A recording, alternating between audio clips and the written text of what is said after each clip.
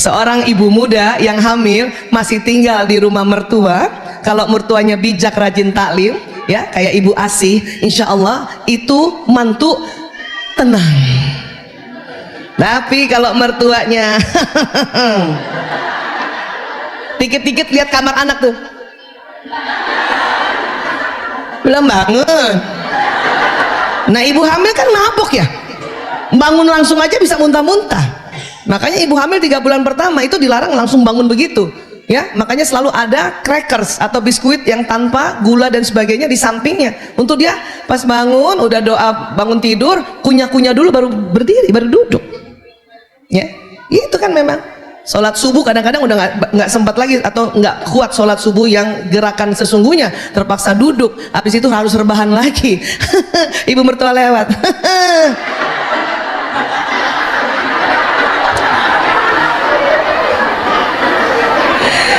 Terus untung nggak pakai kipas tuh ibu mertua ya, mana Maranti. Pak. Terus sering banget kita suka membanding-bandingkan diri kita ya, ibu dulu nggak kayak gitu ya, terang aja ibu hamil zaman perang, nah ibu tidur-tidur kena bom lah. Zaman dulu mau mual mau muntah, kalau udah ada bom loncat, boro-boro makan crackers dulu.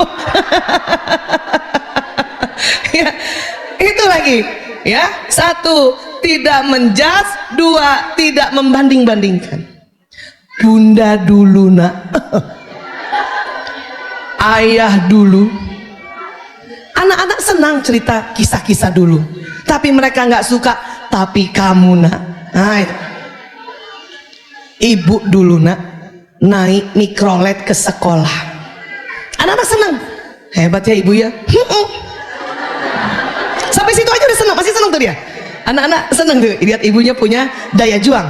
Yang dia tidak suka, tapi kamu nak sudah disiapin mobil, diantar pakai supir ya, atau misalnya dijemput oleh mobil sekolah ya gitu kan, masih aja telat.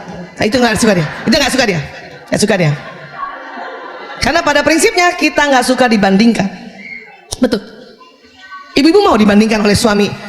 Bunda, ayah habis makan di rumah tetangga enak banget tuh. Gak mau. Kita langsung gini. Terus nggak mau lihat suami kan?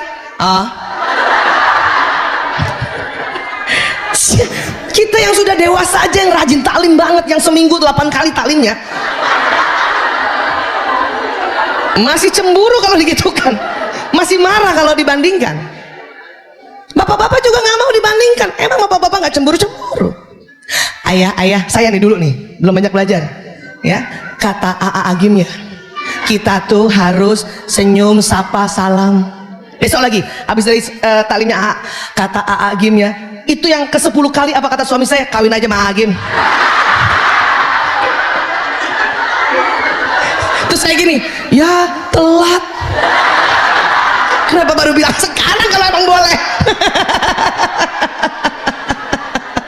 Astagfirullah. Jadi itu gak suka orang dibanding-bandingkan. Ceritalah daya juang kita, tapi tidak perlu membandingkan. Anak otak ini sudah bisa ngambil hikmah, ya. Tapi kan kita ingin memotivasinya, Bu Ais. Iya, tapi caranya nggak gitu ya, karena eranya beda. Anak pasti jawab, ya beda lah bu, ya beda lah bu, ya gitu selalu kan. Atau karena seringnya kita cerita tentang perjuangan kita dan membandingkannya, sehingga anak waktu dipanggil oleh orang tuanya, lanang, priok, kakung, jaler, sini, mereka kompakan sama adanya, pasti ibu mau ngomong gini. Ayah pasti mau nasihatin kita gini, lihat ya dek, taruhan mana dia. Pas datang depan ayahnya, ayah dulu tepuk tangan mereka, tak. Kenapa? Dia sudah prediksikan bahwa itu yang diucapkan. Itu lagi yang saya bilang harus kreatif. Gimana cara cari omongan? Ya, paham ya? Maka di dalam kontribusi pendidikan, ya, itu nggak melulu dari ayah ibu saja. Dia ada fasenya. Ini saya sering kasih tahu. 0 hari, anak 0 hari sampai 6 tahun itu apa kata ayah ibuku. Makanya coba deh dengar waktu anak kita di PAUD sama TK, kata ibu aku, kata umi aku, kata bunda aku, kata ayah aku. Itu tuh 0 sampai 6 tahun. Karena memang kitalah pendidik pertama dan utama, itu input di situ tuh banyak masuk harusnya. Cuman sayangnya di usia anak seperti itu orang tuanya juga meniti karir. Jadi tidak efektif. Nanti 7 sampai 12 tahun apa kata bapak ibu guruku. Makanya bunda ngajarin anak SD, bukan gitu bunda, kata guru aku nggak gitu. Iya kan? Tolong bunda juga nggak usah jealous, nggak usah cemburu. Guru. Tahu apa gurumu? Bunda yang hamilkan kamu. Ya Allah. Maka mengapa di SD harus cari sekolah yang gurunya bisa diajak kerjasama, sehingga pesan-pesan kita titip di guru, gitu. Jadi nggak apa-apa, karena sudah nggak sanggup orang tua anak di atas 6 tahun memberikan atau menjadi sumber informasi anak hanya berdua saja. Harus ada bantuan orang lain. Supaya apa? Ini pas sudah lahir ini, sambungan otak ini harus variasi. Kita udah ngajarin anak di rumah waktu 0 sampai 6 tahun buang sampah di tempat sampah ya nak, udah nyambung tuh. Tapi nanti di sekolah gurunya juga ajarkan buang sampah di tempat sampah. Itu sambungannya semakin tebal, semakin variasi juga, ya. Yang namanya sampah nanti gurunya ajarin, itu nak tisu nak sampah nak buang, itu nak kotak teh buang nak, itu sampah nak. Itu makin variasi kan, ya. Itu jadi berapa tadi? 0 sampai 6 tahun apa kata bapak ibuku, ya. 7 sampai 12 tahun apa kata guru. 13 tahun ya sampai kurang lebih 18 atau 20 tahun apa kata teman-temanku, ya. Apa kata teman-teman? Siapa yang anaknya di antara itu sekarang usianya, baik yang full day maupun boarding, ya? Bunda kata teman aku, bunda kata teman aku, itu kan omongannya kan. Sekali lagi tolong tidak cemburu kita atau merasa aku nggak ada gunanya lagi sebagai ibu. Nggak usah gitu. Dulu dia selalu dengarkan apa nasihat aku, sekarang nggak usah gitu. Itu semuanya juga fasenya itu. Kenapa? Anak-anak dipersiapkan untuk mendapatkan informasi teman sebayanya lebih banyak, karena dia sedang belajar bagaimana survive, bagaimana kompetitif. Makanya informasinya teman. Maka kita harus kenalan sama teman anak kita. Bahkan nasehatinnya itu bersilang, ya. Teman anak, ya, dia akan dengarkan nasihat kita nih, teman anak, ya. Nah anak kita akan dengarkan nasihat dari ibunya temennya. Makanya kalau kita bikin WA group itu, bikin WA group sekolah nggak, ya, itu selain untuk memantau, untuk titip-titip pesan. Dan nggak usah juga cemburu. Kamu kalau sama tante misalnya, ya tante Lia kamu dengar sama bunda, nggak usah gitu. Malah kita bilang sama, ya, ibunya anak kita, aku bantuin ya gitu. Dan juga nggak usah yang diminta tolong itu merasa dia yang paling oke. Si ibu ini misalnya, lihat Bu Aisyah aja nggak bisa ngurus anaknya, titip pesannya sama aku. Bukan nggak bisa, memang fasenya untuk mendapatkan bimbingan bersilang-silang. Sampai sini bisa paham? 20 sampai 30 atau 20 sampai 35 apa kata saya? Menurut aku, Bu, mahasiswa kan? Sampai S1, S2 ya? Menurut aku Bu, menurut aku, maka carikan sekolah perguruan tinggi yang bukan, ya, sekolah sekuler. Bahaya soalnya, bahaya. Menurut aku, Bu, nggak ada kaitannya alam semesta ini dengan Tuhan.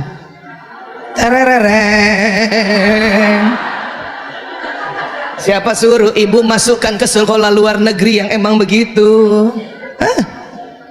Saya kalau suruh milih lebih senang masukin anak saya perguruan tingginya masuk sekolah perguruan tinggi Islam.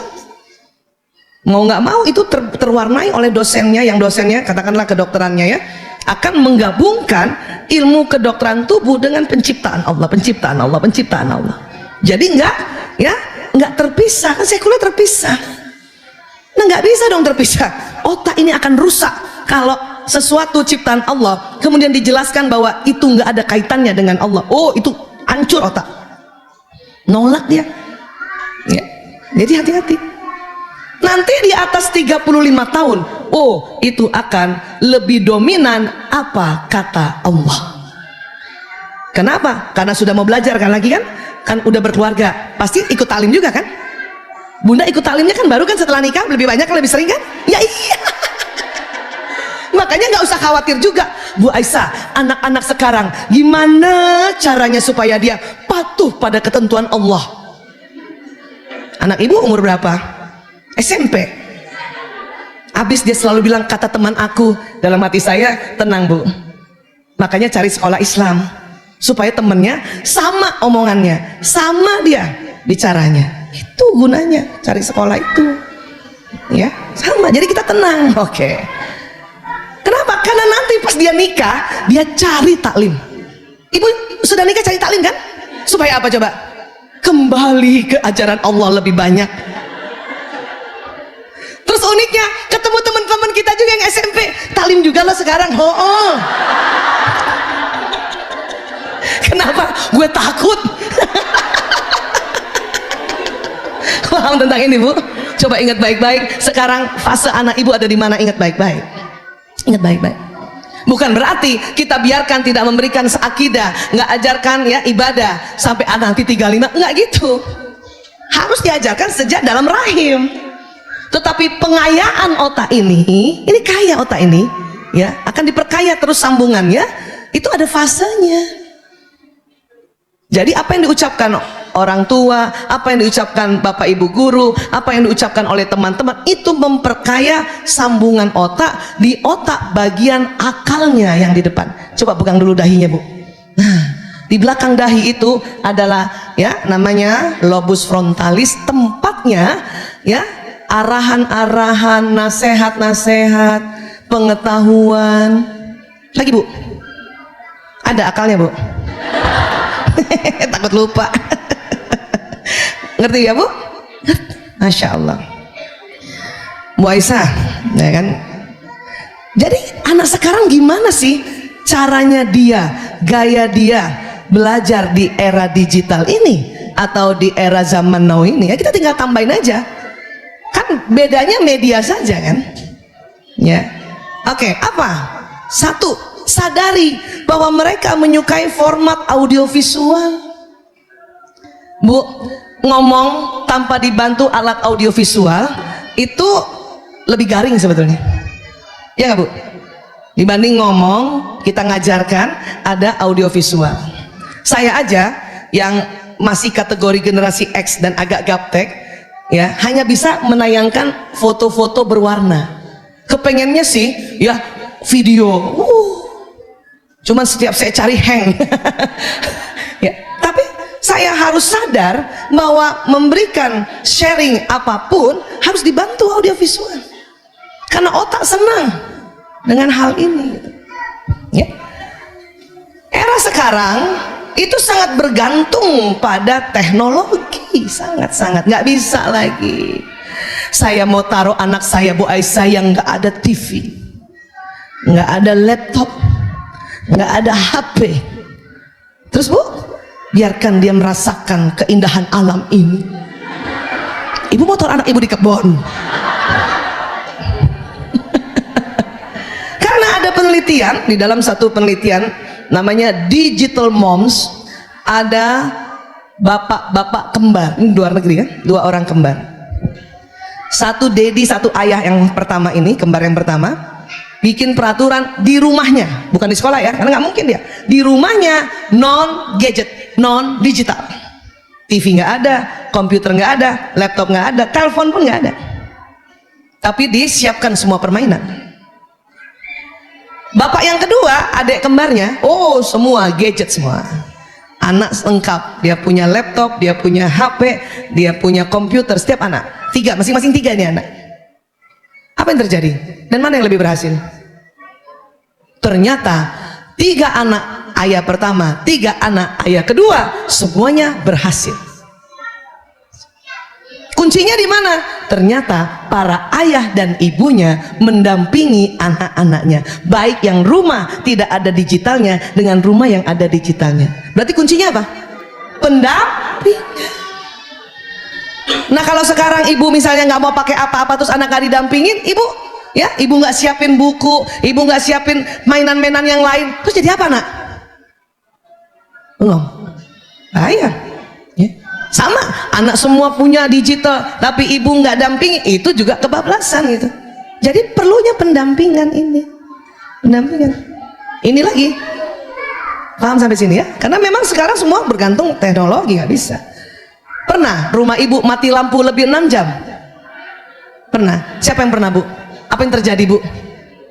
Oh, jangankan anak-anak, kita aja bingung. Masalah kipas. Siapa yang dimarahin? PLN. Padahal PLN lagi susah payah karena ada kebakaran. Udah syukur dimatiin, kalau enggak kita kebakaran semua kan? Iya, karena semuanya bergantung pada teknologi, terutama teknologi listrik atau energi listrik. Ya.